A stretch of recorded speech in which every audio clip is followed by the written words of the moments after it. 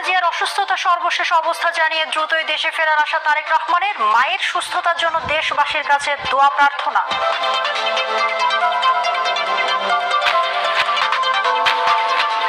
রাজনৈতিক দলগুলোর পারস্পরিক মান অভিমানে জাতির যেন কোনো ক্ষতি না হয় সেই বিষয়ে সবাইকে খেয়াল রাখার আহ্বান জামায়াত আমিরের।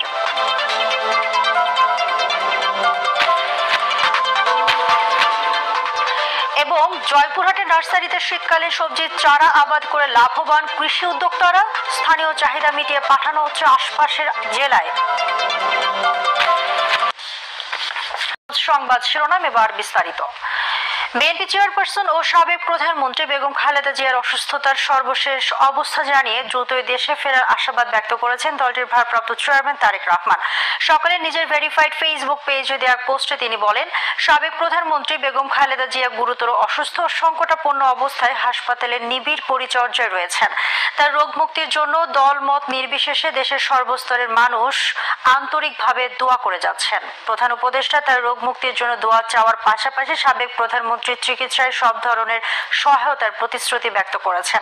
বেগম খালেদা জিয়ার শারীরিক অবস্থা সংকটময় বলে জানিয়েছেন তার চিকিৎসক। খালেদা জিয়া বর্তমানে রাজধানীর এভার কেয়ার হাসপাতালে করোনারি কেয়ার ইউনিট সিসিইউতে নিবিড় পর্যবেক্ষণে আছেন। মেডিকেল বোর্ডের তত্ত্বাবধানে দেশি বিদেশি চিকিৎসকের মাধ্যমে সিসিইউতে প্রয়োজনীয় চিকিৎসা দেওয়া হচ্ছে বিএনপি চেয়ারপারসনকে। বেগম খালেদা জিয়ার অবনতিশীল শারীরিক অবস্থায় গভীর উদ্বেগ জানিয়ে তার সুস্থতার জন্য দেশবাসীর কাছে দোয়া চেয়েছেন প্রধান উপদেষ্টা ডক্টর মোহাম্মদ ইউনূস। প্রধান উপদেষ্টার কার্যালয়ে পাঠানো বিজ্ঞপ্তিতে আরো জানানো হয়, প্রধান উপদেষ্টা নিয়মিতভাবে বেগম জিয়ার শারীরিক অবস্থার খোঁজ খবর রাখছেন এবং প্রয়োজনীয় সব চিকিৎসা নিশ্চিতে সংশ্লিষ্টদের নির্দেশ দিয়েছেন। ডক্টর ইউনূস বলেন, গণতান্ত্রিক উত্তরণের এই সময়ে তিনবারের সাবেক প্রধানমন্ত্রী সুস্বাস্থ্য জাতির জন্য গুরুত্বপূর্ণ। তাই যে কোনো প্রয়োজনীয় সহায়তা ও সমন্বয়ের ক্ষেত্রে সবাইকে প্রস্তুত থাকার আহ্বান জানান তিনি। প্রধানমন্ত্রী বেগম খালেদা জিয়ার গত 15 বছর রাজনৈতিক প্রতিহিংসার শিকার হয়েছেন বলে মন্তব্য করেছেন বিএনপি চেয়ারপারসনের উপদেষ্টা ও সুপ্রিম কোর্ট বার কাউন্সিলের সভাপতি ব্যারিস্টার এ.এম. মাহবুব উদ্দিন খোকন। এ সময় বেগম খালেদা জিয়ার কষ্টের কথা বলতে গিয়ে অশ্রুসিক্ত হয়ে পড়েন তিনি। পরে চেয়ারপারসনের জন্য সবার কাছে দোয়া চান ব্যারিস্টার খোকন।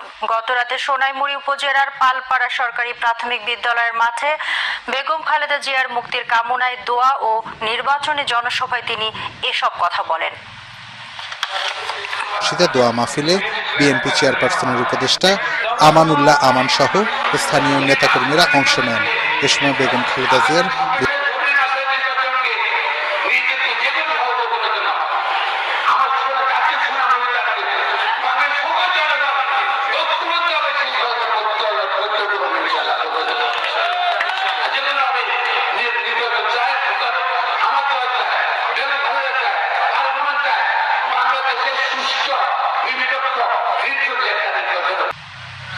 রাজনৈতিক দলগুলোর পারস্পরিক মান অভিমানে জাতির যেন কোনো ক্ষতি না হয় সেই বিষয়ে সবাইকে খেয়াল রাখার আহ্বান জানিয়েছেন জামায়াতে ইসলামীর আমির ডক্টর শফিকুর রহমান।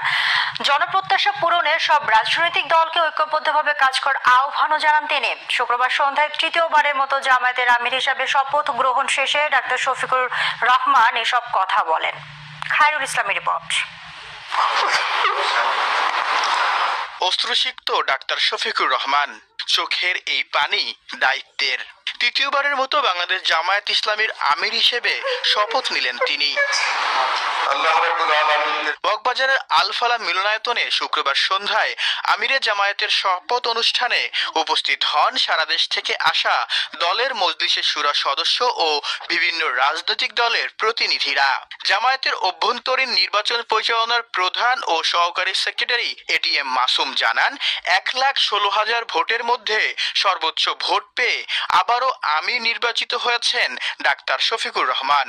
শপথ গ্রহণ শেষে সব রাজনৈতিক দলকে আগামী ফেব্রুয়ারিতে সুষ্ঠু নির্বাচনের জন্য ভোটারদের প্রতি শ্রদ্ধাশীল হওয়ার আহ্বান জানান জামায়াতের আমির। বহুদিনের পিপাসার্থ এদেশের জনগণকে ভোটারকে আল্লাহ তাআলা তার বিশেষ ব্যবস্থাপনায় সীমাহীন দয়া করে একটা সুষ্ঠু নির্বাচনের জন্য ব্যবস্থা করে দেন এবং এই ক্ষেত্রে আমরা যারা রাজনৈতিক দলগুলো আছে দলের স্বার্থকে না দেখে জনগণের ভোটের প্রতি শ্রদ্ধা নিবেদন করে আমরা যেন খোলা অন্তরে আগামীর রাজনীতি করতে পারি। আল্লাহ যেন এই তৌফিক দান করেন। ডাক্তার শফিকুর রহমান বলেন, যে কোনো ভুলের জন্য বারবার ক্ষমা চাইবেন তারা, কিন্তু এই ক্ষমা চাওয়াকে কেউ কেউ বিভিন্নভাবে উপস্থাপন করে বলে দুঃখ প্রকাশ করেন তিনি। কোনো রাজনৈতিক বিভাজন আর মেজরিটি এবং মাইনরিটির কোনো সংঘাত আমরা আর দেখতে চাই না।